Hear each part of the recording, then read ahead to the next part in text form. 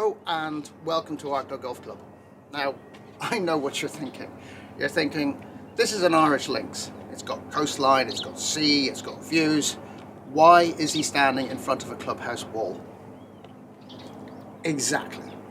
Because there is no other golf club in Ireland that has the views over a golf course as you get here. From the clubhouse, from the car park. When you drive in and you just get a whole panorama of flags. I mean, from here I can see 12 flags at least, starting here at the 18th all the way down towards the 13th, the 12th, 13th down there. Across here there is a beautiful nest of dunes that is home to 3 fabulous par 3s. And you come around all the way along the coastline, you've got the Arklow bank, and then you go over to the first green over there. And in fact, that's not even the end of it, because even further to the left is the 7th green. So it is a magnificent view. But don't take my word for it, I'll show you.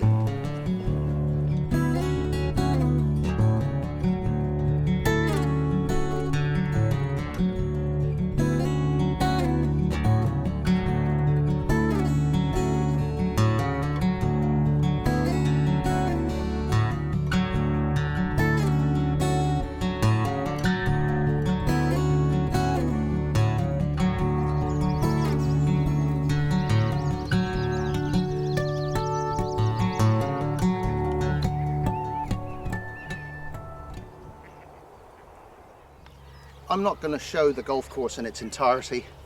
I want to leave some of that to your imagination. But what I will start with is this. There are 6 things that really work in Arklow's favour. 1. The greens. They are sublime.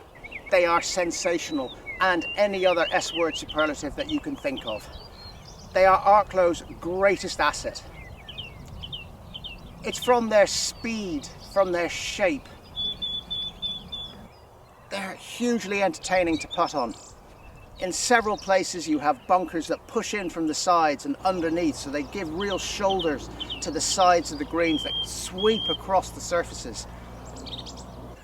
In other places they're much more free-flowing. It's an intriguing day of putting, and I don't think you'll be disappointed by any single green here.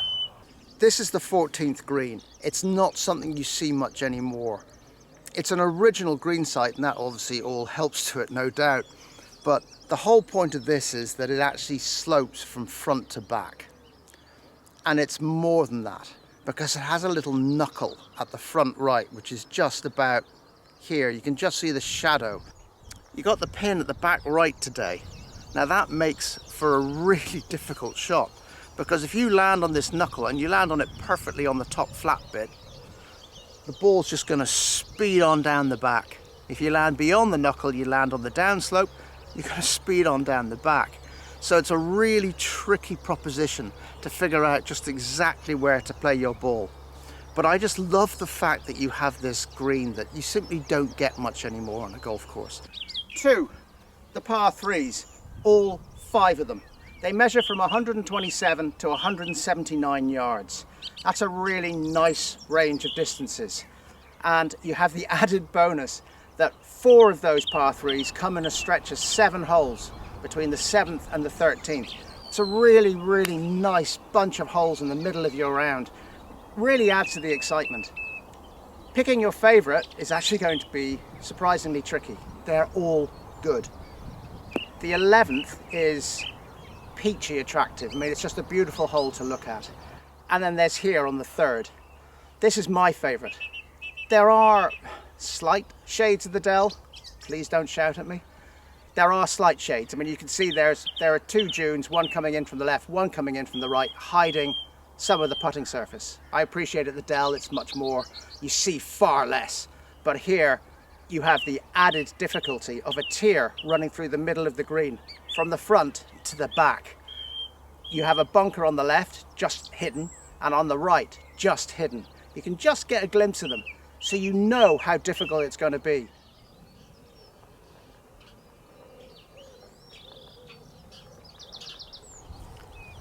3, the bunkers, all 50 of them.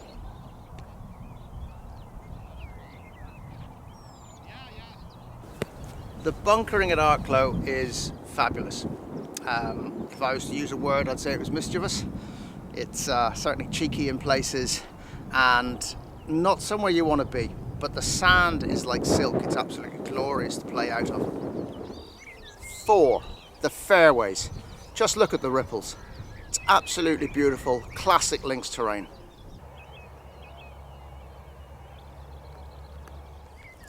5, conditioning. The conditioning of this course is always beautiful. The greenkeepers do an amazing job keeping this in such good shape.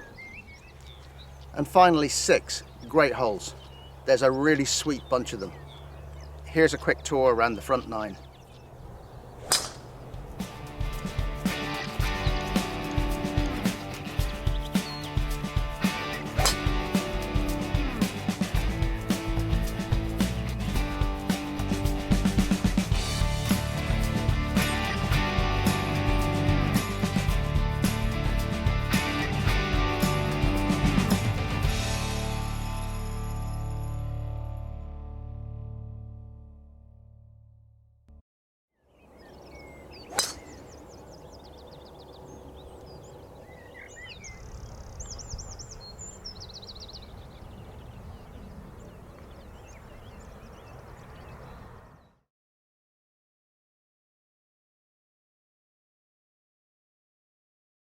Choosing your best hole on the front 9 is actually quite a challenge. Only it isn't. I mean, for me, there's a clear-cut winner. I'll get to that in a second. The back 9 is not so easy. I think there are a few standout holes. The par 3 11th is absolutely, it's a beautiful looking hole. The 14th, I've already talked about how good that is. The 15th is a beautiful par 4. Probably not linksy enough for some people. 17 is an incredibly tough par 4. And then you're left with the 18th, which is where I am, and this I think is the best hole in the back 9. It's a really strong 3-shotter. The drive, straightforward enough. I mean, you've from the tee box you can see the green. It sits beautifully underneath the clubhouse. It's a real welcome home hole. The real challenge comes on your second and third shots, because you're playing your second from back there, but there's a rise which is over to my right hand side. There's a rise that comes up, so you can't see these 2 bunkers that are just here on the left hand side of the fairway. They will catch a lot of people if you don't know that they're there. And that right hand one sticks a long way out into the fairway. So you want to be on the left hand side to get the best access to that green. You really do. But the sensible play is to go to the right. You've got to play your second very carefully and probably play it short, just to give you a full shot into that green. It's a tough finish if you don't know the course well. My favourite hole is right here on the par 4 8th. It's 331 yards. It's the shortest par 4 on the course, index 14. Look at that. Is that not? Well, I think that's beautiful. Things I love about it. You get to see it all from the tee. But the green just sits there beautifully. You've got that little sort of low bank of dunes cocooning the back of the green, so it presents itself really, really nicely. You've got room as well, so you really feel that you can go for it.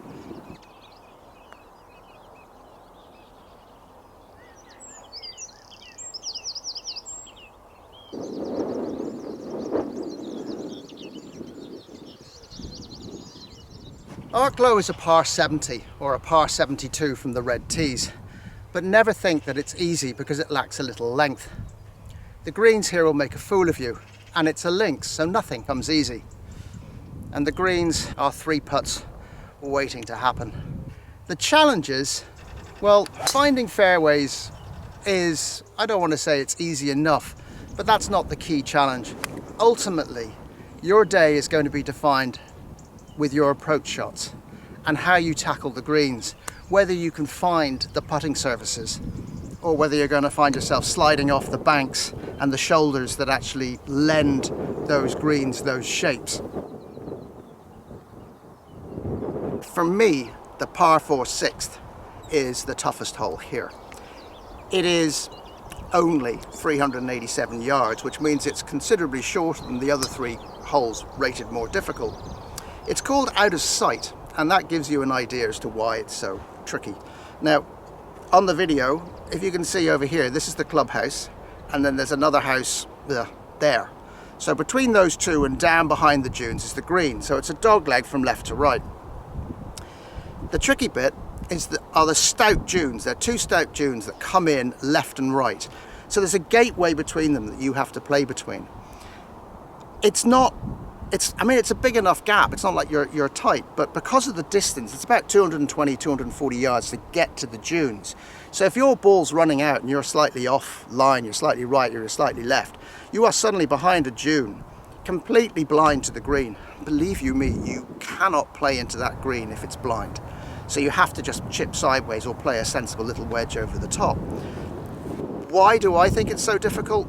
Well, 90% of golfers apparently fade the ball. So that's the perfect shape for this hole.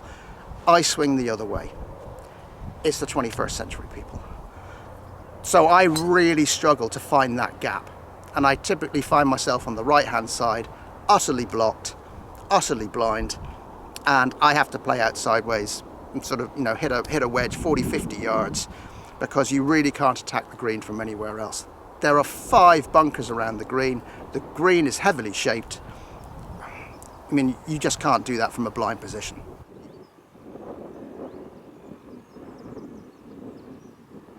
The front 9 is beautiful, pure links holes. The back 9 people talk about as being Parkland, which is unfair. There are a couple of holes that are Parkland, or certainly have Parkland feel.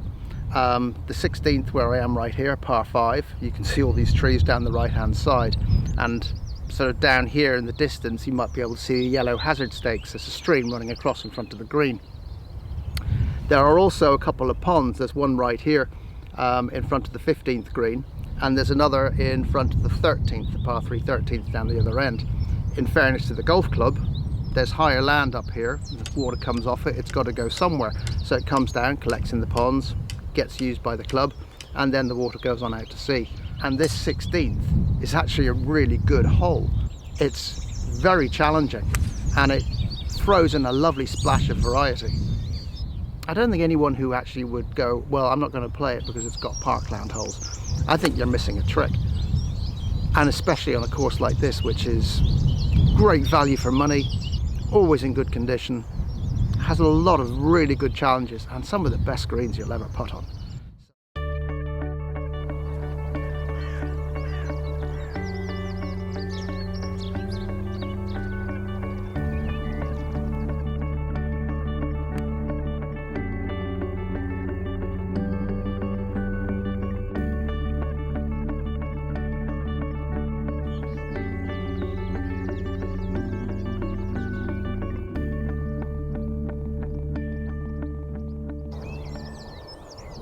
Arklow's location is on the east coast of Ireland.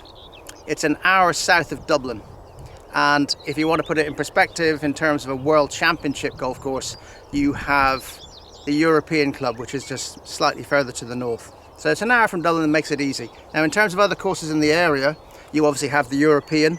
You also have Macredon and Woodenbridge, two beautiful valley courses, and they're pretty much due west. And it makes, with Arklow, makes a lovely little 3-course package all close together. If you go further north again, just beyond the European Club, you have the 2 coastline courses of Wicklow and Blaine Row. Now, that just, to me, makes it a really nice destination, and certainly not one that many of the travel groups come to. So if you want to find something a little bit special, that's quite quiet and will thrill you, this is the place to come. Thank you very much for watching. It's been a privilege and a pleasure to show you around this course. I really, really like this place. It's a huge amount of fun and entertainment. Tends to stay beneath the radar, and I don't know why, because it's a joy. And I really hope if you come here and you put it on your itinerary soon, I hope you enjoy it as much as I do. If you have any comments, by all means, please leave them below. Plenty of room. And if you want to subscribe to my channel, that'd be much appreciated too.